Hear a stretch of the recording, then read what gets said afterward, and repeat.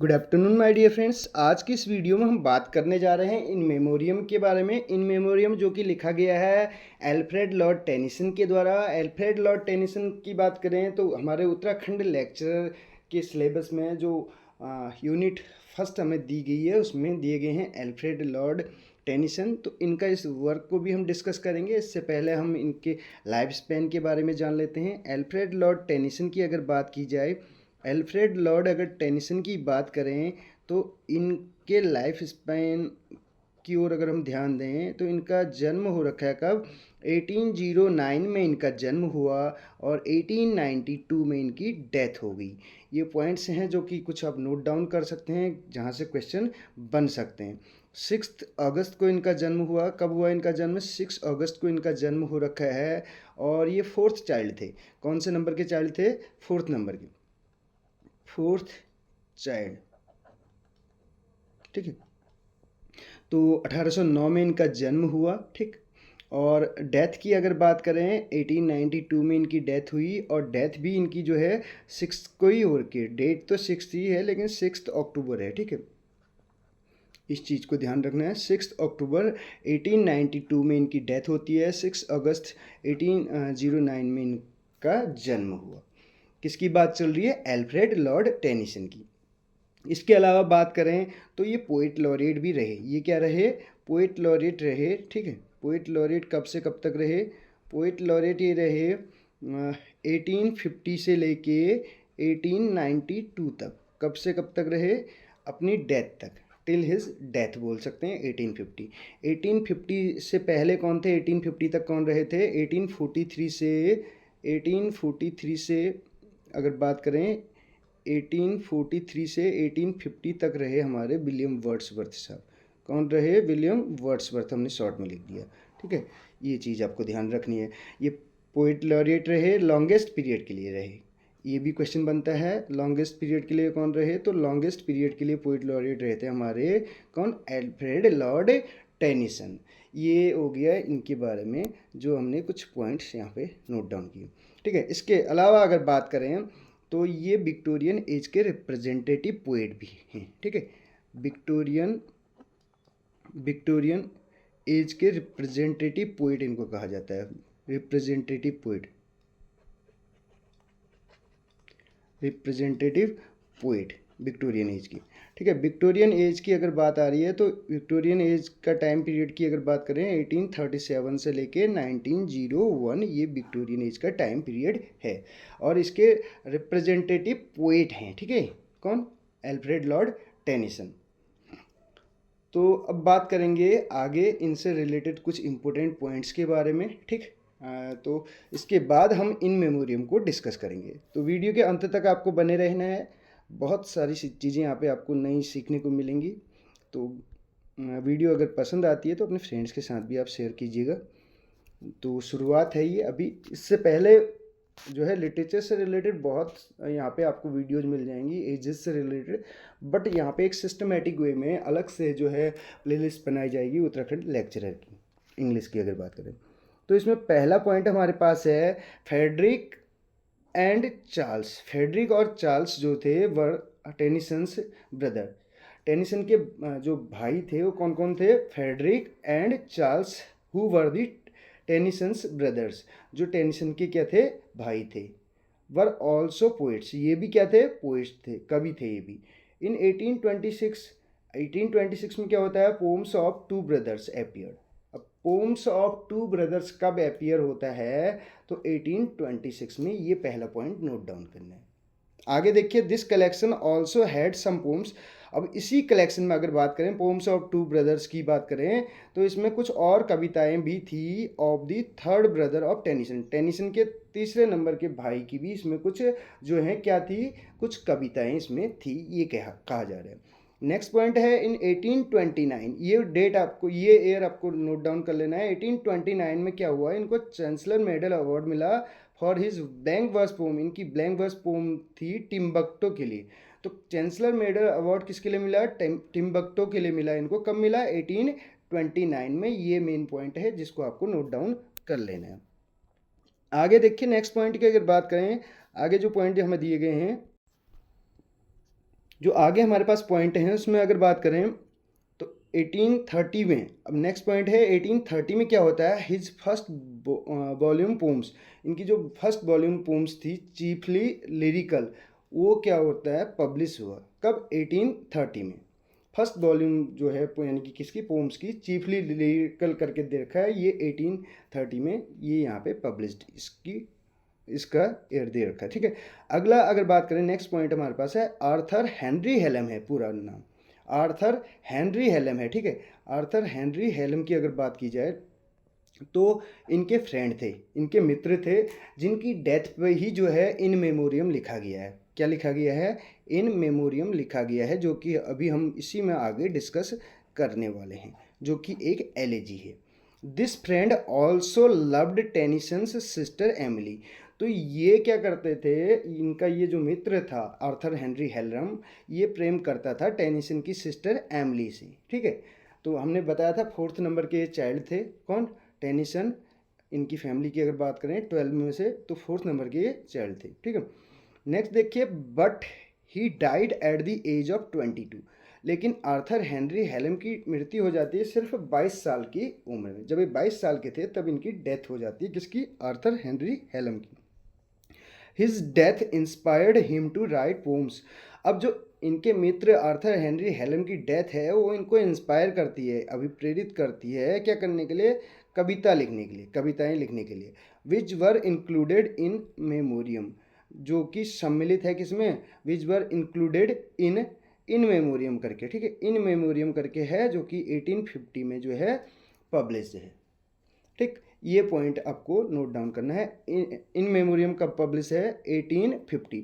1850 में पब्लिश होने वाले वर्क्स की एक सेपरेट वीडियो भी आपको मिल जाएगी, बहुत पुरानी होगी, 2 3 साल पुरानी हो सकती है, लेकिन उसमें आपको 4 से 5 ऐसे वर्क मिल जाएंगे जो 1850 में पब्लिश हो रखे हैं, तो उस वीडियो को भी आप ज़रूर वॉच कीजिएगा, ठीक है। नेक्स्ट की अगर बात करें, अगला पॉइंट हमारे पास है, यहाँ तक हमने कवर कर लिया था 1850 में इन मेमोरियम, ठीक है। अब ये पूछा जाता है, जो इन मेमोरियम है ये एलिजी तो है, ये क्या है, एलिजी। एलिजी क्या होती है, जो किसी की डेथ पे लिखी जाती है, ठीक है। तो इन्होंने किसकी डेथ पे लिख रखी है, टेनिसन ने अपने फ्रेंड आर्थर हेनरी हेलम की, जो कि 22 की एज में जिनकी मृत्यु हो जाती है, जो इनकी बहन यानी कि इनकी सिस्टर एमिली से प्रेम भी करते थे। ये इतनी सारी चीज़ें इस वर्क के बारे में ऑलरेडी क्लियर कर चुके हैं। नेक्स्ट देखिए, टेनिसन फेल इन लव। अब टेनिसन को भी प्रेम हो जाता है किससे, रोज वेरिंग से, but this love ended in failure.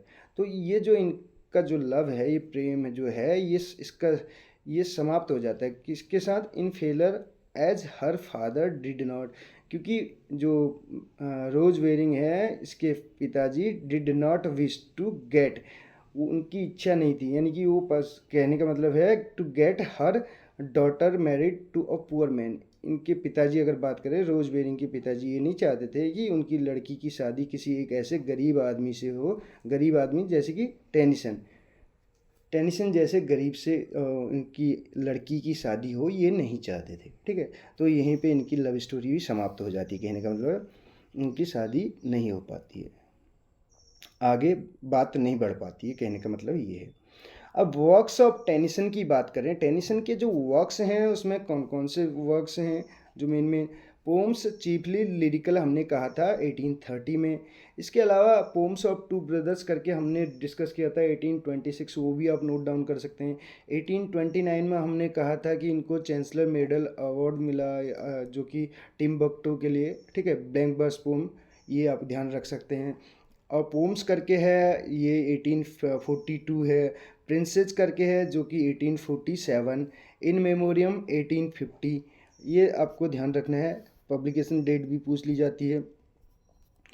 और एक आगे देखिए इसी में odd on the death of Duke Wellington करके दे रखा है।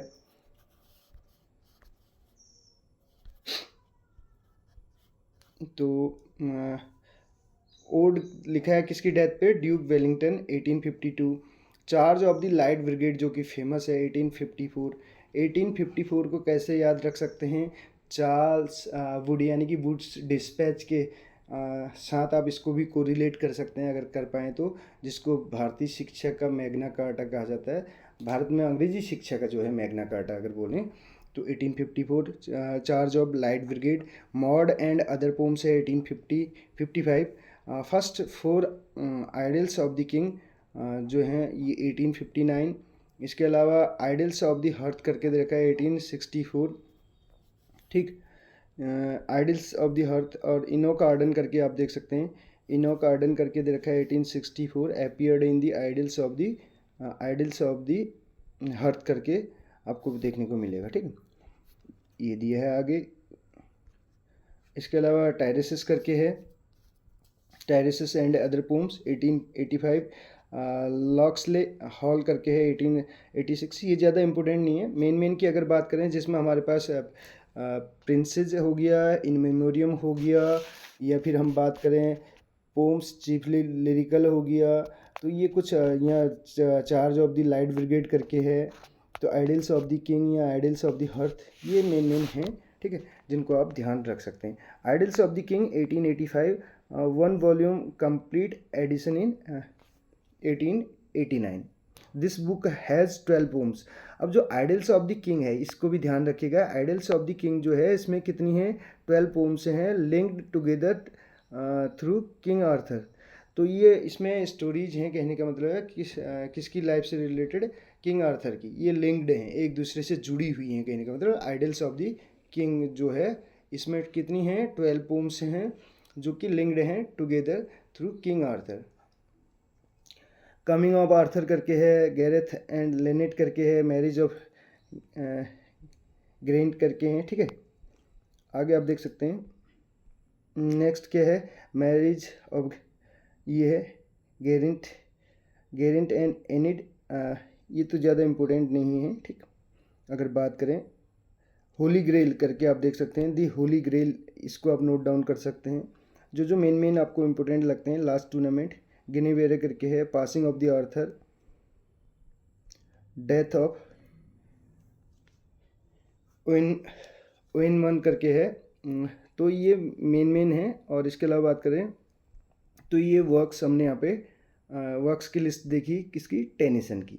तो मेन वर्क्स जो मैंने बताया आपको, जिसमें आप जो नोट डाउन कर सकते हैं, जो मेन है, चीफली लिरिकल हो गया, प्रिंसेज हो गया, मेमोरियम हो गया, और इसके अलावा odd on the death of Duke Willingdon करके आप, चार्ज ऑफ लाइट ब्रिगेड हो गया, मॉड एंड अदर पोम्स अगर ये आप करना चाहें, first 4 idols of the king, या आइडल जैसे हमें ये दे रखा था the idols of the king करके, तो इनसे रिलेटेड क्वेश्चन बन सकता है। तो इसमें कितनी पोम्स हैं, 12 पोम्स हैं। होली ग्रेल करके है। तो मेन हमने वर्क उनकी डिस्कस कर लिए। इसके अलावा ड्रामा की बात करें तो ड्रामा में इन्होंने क्या क्या चीज़ें लिखी हैं, ठीक है। इनकी एक पोम भी है यूलिसिस करके, ठीक है, यूलिसिस करके, जो कि इसमें दिया नहीं है इस लिस्ट में। यूलिसिस करके भी इनकी पोम है जो कि 1833 में रिटन है, जो कि उत्तराखंड LT का कोर्स क्वेश्चन भी था। यूलिसिस की बात चल रही है, ठीक है, यूलिसिस की बात हम कर रहे हैं। 1833 में रिटन और 1842 में जो है 1842 में जो है पब्लिश्ड है, ये आप नोट डाउन कर सकते हैं। इसके अलावा इनके ड्रामा की बात करें तो इसमें दी फैल्कन करके हो गया, दी कप हो गया, फैल्कन हो गया, कब आ रखा है 1879 में, 1881 में दी कप, क्वीन मैरी करके 1875 ड्रामा है ये, ठीक है। क्वेश्चन ये भी बन सकता है कि इसका जॉनरा क्या है। क्वीन मैरी से रिलेटेड अधिकतर क्वेश्चन पूछे जाते हैं यहाँ पर। हेरल्ड करके 1876 और बैकेट करके 1884, ये ड्रामा का पार्ट है, ठीक है। अब जो हमारे पास है, जो हमने यहाँ पे मेन पॉइंट ले रखा है, उसको हम यहाँ पे डिस्कस कर लेते हैं कि इन मेमोरियम के बारे में, ठीक है। इन मेमोरियम क्या है, मेमोरियम जैसे कि आपको वर्ड से ही दिख रहा होगा कि किसी की याद में है मेमोरियम। इन मेमोरियम 1850 में जो है पब्लिश है। अब देख सकते हैं इसमें क्या दिया है, तो इसमें देखिए In Memoriam AHH Arthur Henry Hallam is Tennyson's poem. ये क्या है, टेनिसन की एक पोम है, और पोम में ही अगर बात करें तो एक एलेजी है, और एलएजी में ये लास्ट ईयर क्वेश्चन, अगर लेक्चरर के क्वेश्चन की बात करें तो पेस्टरल एलएजी के एग्जाम्पल वहाँ पे दिए थे, लेकिन पूछा गया था कि कौन सा नहीं है उसमें पेस्टरल एलएजी, तो ये पेस्टरल एलएजी में नहीं आती है इन मेमोरियम। अब ध्यान रखिएगा, अगर कभी पूछा जाता है पेस्टरल एलएजी से रिलेटेड क्वेश्चन और वहाँ पे इन मेमोरियम भी रहेगा तो ये उसमें नहीं आएगा, ये एलएजी है सिर्फ, ठीक है। It takes 17 years to complete, इसको कंप्लीट करने में कितने साल लगते हैं? 17 साल। तो 1850 में कंप्लीट अगर है, ठीक है, ये देखिए इट इज़ कंप्लीटेड इन 1849, 49 में कंप्लीट बोल रहा है, तो इससे 17 साल पहले लगभग 1833 के आसपास इसको लिखना स्टार्ट कर दिया होगा, ठीक है। जब हमने बात की थी क्या, यूलिसिस करके, आपने एक इनकी जो हमने अभी बात की थी इनके वर्क की, जो उत्तराखंड एलटी में भी पूछा गया था, तो लगभग 1833 आप मान सकते हैं। एंड फर्स्ट पब्लिश्ड एनोनिमसली, पहले ये एनोनिमसली जो है पब्लिश हो रखा है, यानी कि बोल सकते हैं एक ऐसा वर्क जिसका राइटर क्या हो, अननोन हो, जिसके राइटर का पता न हो, उसको बोला जाता है एनोनिमसली, यानी कि क्रिएशन, जो क्रिएशन है हुज राइटर इज़ अननोन, जिसका राइटर क्या है, अननोन है, कहने का मतलब है हुज राइटर और ऑथर इज अननोन, तो उसको एनोनिमसली बोला जाएगा उस वर्क को, ठीक है। तो कौन है, कहने का मतलब इसका राइटर वो क्या है, अज्ञात है। तो पब्लिश हुआ एनोनिमसली इन 1850 में, 50 में पब्लिश हुआ। It is about Arthur Henry Hallam, किसके बारे में है ये, आर्थर हेनरी हेलम के बारे में है। ये चीज़ आपको ध्यान देनी है, AHH शॉर्ट में बोल दिया जाता है। आर्थर हेनरी हेलम के बारे में है। हु डाइज सडनली, जिनकी अचानक से मृत्यु हो जाती है, ऑफ अ सेरेब्रल, जैसे आपने पढ़ा होगा ब्रेन की अगर बात करें, सेरेब्रम और सेरेब्रल करके उसी से रिलेटेड है। सेरेब्रल हेमरेज के कारण इनकी जो है अचानक मृत्यु हो जाती है इन वियना, कहाँ होती है, वियना में, इन 1833 में। 1833 में आर्थर हेनरी हेलम की हेमरेज के कारण जो है मृत्यु हो जाती है, सडनली डेथ हो जाती है एट द एज ऑफ 22 की उम्र में, जो कि हम ऑलरेडी डिस्कस कर चुके हैं। दी वे ऑफ द सोल, अब ध्यान दीजिएगा, जो इसका सब टाइटल है ये पूछ लिया जाता है कितनी बार, इस पॉइंट को आप हाईलाइट कर सकते हैं। दी वे ऑफ द सोल जो है इसका सब टाइटल है, जो पूछा जाएगा ऐसे क्वेश्चन कि इन मेमोरियम का जो है अदर टाइटल या सब टाइटल क्या है, the way of the soul करके है, ये आप नोट डाउन कर सकते हैं, original title of this poem. It is written in stanza of 4 line, ये कितने लाइन के स्टेंजा में लिखा गया है, 4 lines stanza, 4 lines stanza, 4 lines stanza में इसको लिखा गया है, ठीक है। 4 लाइन्स स्टेंजा में इसको लिखा गया है विद राइमिंग स्कीम अब्बा, अब्बा इसकी राइमिंग स्कीम है, ABBA, ठीक है, ABBA, 4, ये 4 लाइन्स में लिखा गया, 4 लाइन्स स्टेंजा में 4 लाइन की इसमें स्टेंजा हैं, जिसकी राइम स्कीम क्या है, ABBA करके है, ठीक है। ये चीज़ आपको ध्यान रखनी है। इट्स मीटर, अगर इसके मीटर की बात करें तो ये इयाम्बिक पेंटामीटर में ना होके इयाम्बिक टेट्रामीटर में है, ये चीज़ यहाँ पे जो है नोट डाउन करने लायक है। इयाम्बिक टेट्रामीटर में है, और इसके साथ साथ इसमें कितने कैंटोज हैं, कैंटोज की बात करें तो इसमें कैंटोज हमारे कितने दिए हैं हमें, इट हैज़ 133 कैंटोज, कैंटोज यानी कि कितने हैं इसमें, 133 इसमें कैंटोज हैं, इंक्लूडिंग प्रोलोग एंड एपिलोग, जिसमें क्या है, प्रोलोग भी हैं और एपिलोग, ठीक है, ये आपको ध्यान देना है। इसके अलावा बात करें तो 1850 में तो ये जो है जैसे हमने बोला कि पब्लिश हो रखी है, ठीक है, एनोनिमसली हो रखी है, तो ये क्या है, एक एल्जाइक यानी कि नरेटिव पोएम है। एल्जाइक तो है ही, एलेजाइक की अगर बात करें, नरेटिव पोम है, नरेटिव का मतलब है जिसमें वर्णन हो, ठीक है, नरेशन हो, कहने का मतलब है। इसके अलावा इसमें टोटल ये पोम कितनी लाइन की है, नरेटिव पोम कितने लाइन की है, लाइन अगर पूछ लिए जाते हैं 2916, 2916 इसमें लाइन्स हैं, ठीक है, ये चीज़ ध्यान रख सकते हैं। इसके साथ साथ ये इयाम्बिक टेट्रामीटर में लिखा गया है, 133 इसमें क्या है, कैंटोज हैं, कैंटोज कितने हैं, 133 3 कैंटोज हैं, 4 लाइन का स्टेंजा है और इसकी राइम स्कीम है ABBA जो हमने अभी डिस्कस की यहाँ पे, ठीक है। राइमिंग स्कीम ABBA हो गया। और अगर कैंटोज की बात करें हेडेड विद अ न्यूमरल, जो कैंटोज हैं 133 वो हेडेड विद कह रहा है, और रोमन न्यूमरल की अगर बात करें, रोमन न्यूमरल की बात कर रहा है, जिसमें क्या है रोमन न्यूमरल की अगर बात करें तो इसमें ऑर्गेनाइज्ड 3 पार्ट हैं। कितने पार्ट हैं? 3 पार्ट इसमें हैं। 3 पार्ट कौन कौन से हैं? अगर 3 पार्ट की बात करें तो 3 पार्ट्स हमें कौन कौन से इसमें देखने को मिलते हैं। 3 पार्ट्स की अगर बात की जाए तो 3 पार्ट्स कौन कौन से हैं, जिसमें हमारे पास नंबर 1 पे तो मिल जाएगा प्रोलोग, जो कि अभी इसमें दिया था। लास्ट में एपिलोग है, और इसके अलावा सेकंड नंबर का पार्ट है। पहला मैं यहाँ पे लिख दे रहा हूँ प्रोलोग, ठीक है, ओपनिंग जिसका बोलेंगे, ठीक है। दूसरे नंबर पे इसमें पोम करके हो जाएगा, ठीक। और थर्ड नंबर का जो इसका पार्ट है तो द एपिलॉग करके हो जाएगा। तो ये 3 पार्ट हैं। किसकी बात की हमने? इन मेमोरियम की बात की, टेनिसन के द्वारा लिखा गया है। उम्मीद करता हूँ ये सारे पॉइंट्स आपको यहाँ पे जो है अच्छे लगे होंगे, और आपने ये अपने जो है नोटबुक में नोट डाउन भी कर लिए होंगे। जो पॉइंट्स आपको यहाँ पे न्यू देखने को मिले, कुछ नए पॉइंट्स भी आपको सीखने को मिले होंगे। हो सकता है कुछ पॉइंट्स आप ऑलरेडी जानते हो। तो मिलते हैं अगली वीडियो में। Thank you so much.